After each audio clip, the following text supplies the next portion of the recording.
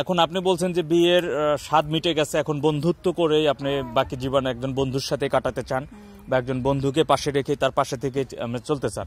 তো এখন সেই বন্ধু যদি আপনার সাথে চলতে চলতে আপনার বন্ধুকে আপনার ভালো লেগে, মানে বন্ধু আপনাকে ছাড়া থাকতে পারলো না, বন্ধুকে ছাড়া আপনি থাকতে পারলেন, বন্ধু যদি আপনাকে বিয়ে করতে চায় পরে বন্ধুকে বিয়ে করবেন?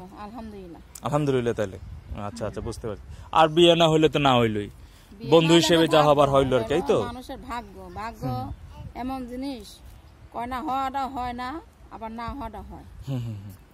ভাগ্য এমন জিনিস, সবসময় মানুষের ভাগ্য একরকম হয় না। ছোট থেকেই মানুষ বড় লোক হয়, বড় হয়। বড় লোক হইলেই হবে না, বড় মন যার সেই বড়। বড় হইলে তো না, বাড়ি গাড়ি হইলে হয় না।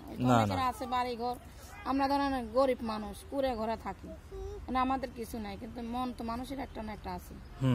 হাত পা আছে, ঠিক আছে, সুস্থ আছে, সবল আছে, কিন্তু সেই কর্মটা এমন কর্ম, এই কর্ম ডাইল ভাতই হয় না। এর জন্যই প্রতিবেদনে আইছি, কষ্ট কইরা। কিন্তু এরকম হয়, সুখ দুঃখ বুঝার মানুষ তার পাশে। বন্ধুর সাথে একটু কথা বললেন, একটু তার একটু ভালো লাগলো, সে আপনার একটু আপনি একটু পাশে দাঁড়াইলো, আপনাকে একটু সহযোগিতা করলো, এই তো।